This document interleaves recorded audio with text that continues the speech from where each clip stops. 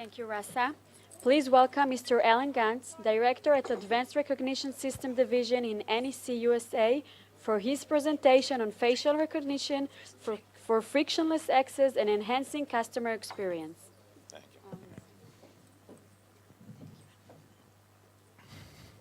Thank you so much. First, I'd like to thank the conference organizers for having me, Yasmin and Roy. It's also my first time to CYBERWEEK, hopefully not my last, as others have said. I've been in biometrics since 1996, and one of my first forays into biometrics was actually some early projects in Israel. I've had a long personal relationship, and I'm very glad to be here speaking on the use of this technology. I want to paint for you a bit of a vision on how this technology can be used, as well as some real-world examples of where it's being used. If I may, let me just start with a show of hands. Who's actually flown through an airport recently and stood in line? Wow. Now, how many of you have actually enjoyed that experience?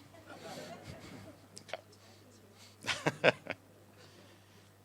So the challenge we have is how do we modernize airport flow and security while improving the traveler's experience? And the vision here is a safe, secure, frictionless, paperless, imagine going through an airport without a ticket, convenient and easy. We want to make travel fun again. So let me paint a bit of that vision in a short video.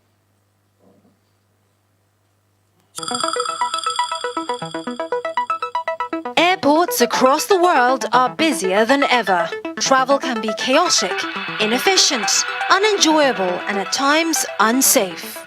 But NEC Global Experts in Information Communications Technology has a vision of how this can change. Its world-leading biometric technology, combined with artificial intelligence and big data, is transforming the way we travel. Before a passenger even starts his journey, he can register his face and information using a smartphone. At the airport, NEC's technologies create a seamless walk-through experience from the moment someone steps inside the building. At check-in, there's no need to queue. The information that was registered on the smartphone is verified, along with the passenger and his passport, using facial recognition. From now on, his face is now his pass for all the airport's checkpoints. He will then drop his baggage at the self-bag drop, where his face is checked to confirm his identity, and that information is tagged to his bag. At security, the gates screen his face as he approaches and will open without him needing to show his boarding card. At immigration, alongside facial recognition, other technologies are used to check the passenger's identity against a government database, allowing a smooth and secure border control. With less time queuing, passengers can relax and enjoy their time until departure. When boarding, facial recognition makes sure the right passenger gets on the plane, completing an efficient and safe walk through the airport. And the plane leaves safely and on time. Biometrics are therefore helping airports and airlines with passenger processing. NEC also provides a solution to manage passenger flow throughout the airport. As the passenger moves through the checkpoints, various cameras and sensors in different locations collect the necessary data. If the passenger visits duty-free, his path can still be recorded. If someone hasn't turned up to the flight, their whereabouts is easily searched using the airport's camera data. For instance, if a passenger has not even passed security when the gate closes, their bags can be taken off the plane immediately. These advanced ICT solutions that analyze the data of all the cameras and sensors give operators vital knowledge about the smooth running of the airports and how to increase revenue. The technology can also be used to enhance security. Images from the camera are analyzed to detect suspicious individuals, behavior, or objects to ensure safe travel for all passengers. Efficient, safe, and smooth travel. This is the airport of the future. So we painted a very nice vision here, but I can tell you that this vision is very much based in reality. And I'll share with you in a moment some examples of how this technology is being used, both within aviation but related verticals as well. Before I do that, though, let me just give you a quick overview on facial recognition for those that are not familiar. Facial recognition ultimately involves 4 key steps that technologically are very challenging. The first step is capturing an image, and we can do that either from a static or live video. We then assess the quality of that image, we normalize it, we run it through a couple pre-processing algorithms to improve the quality, and we create what's called a template. That template is then matched against a database of other templates, and depending on the use case, you have different reactions. So it could be everything from logging into my mobile device with my face through to boarding a flight, again, without taking out a ticket, just approaching a small kiosk. Now, not all use cases are equal in facial recognition. There's varying levels of complexity depending on how the technology is being used. The most simple use case of facial recognition is one-to-one verification.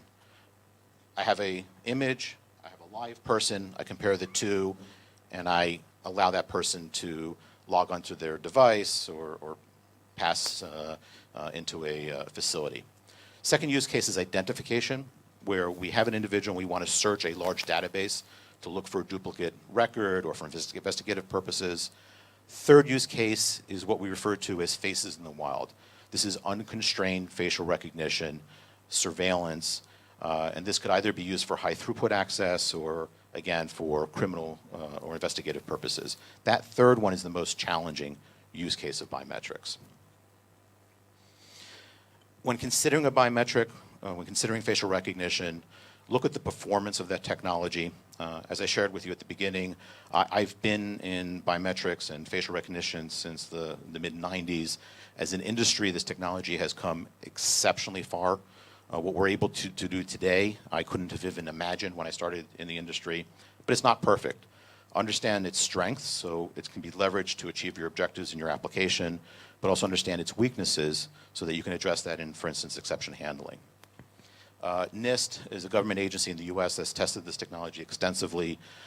Their last major test was released last year, which is NIST 5, which is faces in the wild, so it's unconstrained facial recognition. Again, very interesting to see how far this technology has come and what it can do today. So, going back to the vision that I showed you in the video, that of facial recognition as a unified key across multiple touch points of friction in an environment. In an airport, that's from dropping off your bag through to boarding of the flight. In that middle process, we're going through TSA security, we're going into a lounge, we're buying something at a concession. You can take that same experience and apply it to other verticals, such as a theme park or a stadium, and I'll show you examples of how that's being used.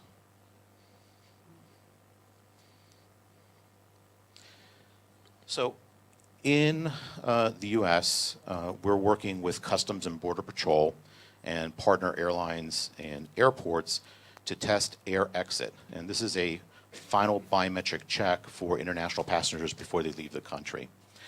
We've done extensive testing in, for instance, Atlanta with Delta Airlines. And I can tell you that today, we are actually boarding international flights with just the face. No need to take out a ticket, no need to take out your mobile device. And, you know, you have to see people's reactions to this. My own reaction when I saw this, I was in Atlanta 2 weeks ago and saw an international flight boarding, and there was a father holding a stroller in one hand, the baby in the other hand. He walked up to the small little kiosk in the back, and you had to see his reaction because he just realized that he was recognized and could board his flight without taking out his ticket. And it was suddenly a big smile on his face. That's what we're bringing. We're bringing that frictionless experience through the various touch points of friction in an airport. We're also working with airlines on taking that same experience and bringing it into, for instance, access for VIPs into lounges. Same use case, just applied to a different point of friction. So now you can enter that lounge with just your face. Let me show you one more video. This is actually a piece that ran with NBC Nightly News. It's a bit old. It came out last year when we were doing a two-step process. As I mentioned, now we're now doing a one-step process, so no need to scan the ticket, but it does a good job describing the application. As you approach the gate your photo will be taken, please keep your boarding pass out. At Washington Dulles, long lines for the double-decker flight to Dubai today.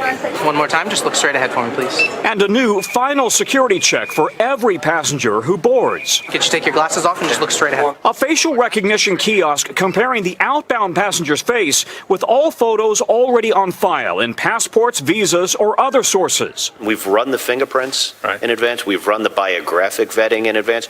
We know that's accurate and belongs to the person we expected it to. While we were there today, customs officers arrested a passenger, the man wearing a hoodie, an American with an active arrest warrant. Congress ordered the biometric upgrade years ago. Now testing in Washington, Houston, Atlanta, and Chicago before rolling out nationally, as Homeland Security tries to keep better track of who is entering the country and who's leaving. The real problem in immigration today is not so much people coming over the border, but people overstaying their visas. And we don't have a way of tracking that. The ultimate hope is that they can integrate the biometric screening process with the airline check-in process, doing away with paper tickets. In Boston, JetBlue is already testing biometric check-in. It's probably safer, more secure. It is pretty cool. I just hope I look good. To address privacy concerns, the kiosk photos of U.S. citizens must be deleted within 2 weeks. We're in a world where perhaps privacy is less of a concern than violent extremism. As facial recognition goes from tagging friends on Facebook to Homeland Security. Tom Costello, NBC News, Washington. Again, we're now doing that as a single step, and we've integrated to the airline back-end systems to achieve that objective. We're also very involved in e-gate solutions. These are very traditional mechanisms for moving large groups of people between unsecured and secured locations. These are often multimodal biometric solutions, face, finger, and iris. Moving outside of aviation for a moment, theme parks. If you go to Universal Studios in Japan and you're a season pass holder, you're being recognized by your face when you enter the park. And they've actually had this system in place now for about 7 years. This is actually their second-gen kiosk, e-gate. You have to see people's reactions. Again, all smiles, because it's a cool, fun technology. And today they do this at all turnstiles coming into the park. And in Orlando, if you're using Express Pass, which is a ticket that allows you to bypass the line, today they're deploying solutions to verify that Express Pass holder before they enter the ride. They've deployed to about 50% of their rides so far. This is actually a new ride that just opened up in Orlando called Fast and Furious. And what I love about this is that they've actually themed the biometric device. So I don't know if you know, this is the background here is a garage, and this is actually an oil tank that they've mounted the biometric unit to. This particular device is actually very interesting because in a theme park, there's very challenging environments, near dark conditions on some rides to outdoor conditions. So we're actually capturing, in this use case, just outside the visible spectrum with near infrared. So the room can be completely dark, and we can still do facial recognition, and we can bring the same device to outdoor conditions. In Brazil, in 14 airports, we're deployed for customs. This is looking against various watch lists, and in real time sending alerts to the appropriate authorities. And again, I'm trying to give you a broad spectrum of how this technology is being used in the real world. You know, it's a World Cup, and I'm extremely upset that the U.S. did not make it in. But I had to pick out a use case to show you of how this is being used in a stadium. In Medellin in Colombia, they actually register 100% of everyone coming into the stadium with facial recognition.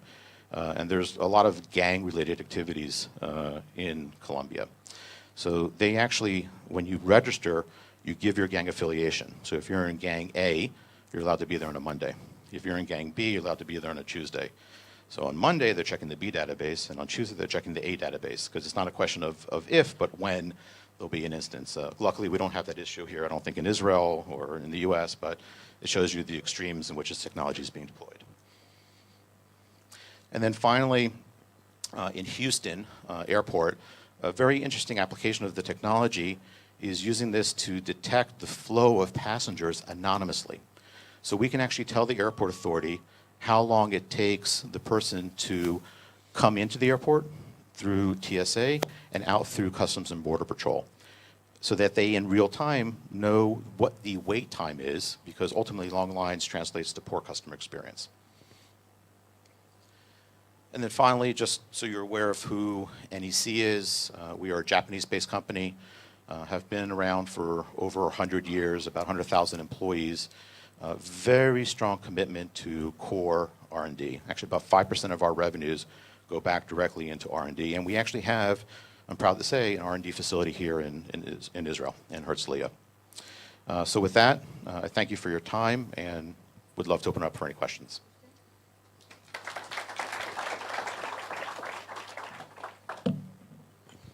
Please.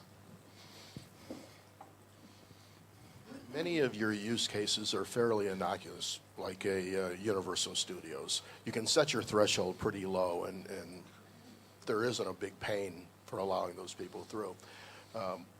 In your video, where they were talking about the pilot that was in Dulles, I think, it said it checked it against all databases. It didn't really do that. It simply checked against the 500 or so people that were expected to be on that flight and were Yes. pre-verified and put in the database. But my concern is that when you get into a security environment, we're really heading down the path of prioritizing convenience over security. So when you're doing an identify against 1 to 500, you approach can get pretty close to verification scores. Excellent results. What are you looking at in those larger applications? Because I'm thinking about 1 to 300 million identification, and I'm not sure that there's any system that's going to give me the results that I need yet. Yeah, no, very fair point. And when it comes to any biometric, it's very important for you to understand the strength and its weaknesses, and work to complement those weaknesses. So for perhaps in extremely large databases, as you're referring, you're not going to use a single modality. You're going to use multiple biometrics to achieve your objectives. And you're absolutely correct to indicate that in an airport environment, we have the benefit of knowing who should be there. So we don't need to search 100 million records. We can narrow the database to the individuals that are expected to be on that flight or at the airport at a given time. What about privacy issues? I mean, we saw saying privacy doesn't matter anymore. What matters is convenience, but privacy do matter. So how do you address that in your applications? So the question is related to privacy, which is an extremely important topic, both within the U.S. and globally. I can tell you that this is a tool, and how you use this tool will vary depending on the laws of the given country in which it's being operated. We as a company adhere to very strict principles, many of which that we've helped draft, at least within the U.S., on the appropriate use of biometrics and facial recognition. So for instance, there should be an opt-in process or expectation, but how it's being used, for instance, by law enforcement versus a commercial entity, you look at that application in a slightly different way. So as a company, we take privacy very seriously, and obviously we work to make sure it's being deployed within the guidelines and laws of the given country or state. Hi, I'm Pawan Dugal. I'm the chairman of the International Commission on Cybersecurity Law, a lawyer. Quick question. What kind of work are you doing in terms of protecting the cybersecurity of your databases? And number two, what kind of liability are you prepared for? Because you are going to be a potential target from the darknet. Your thoughts? You need to look at a system in the context of its overall deployment. We are providing a core capability, but that core capability resides in a much broader architecture. So we consider not just the security of our own systems very seriously, but also the environment in which it's being placed to make sure that it's being used appropriately and to address some of the security vulnerabilities and concerns that you would have in any large deployment, whether you're deploying biometrics or other technologies. Good. Thank you very much.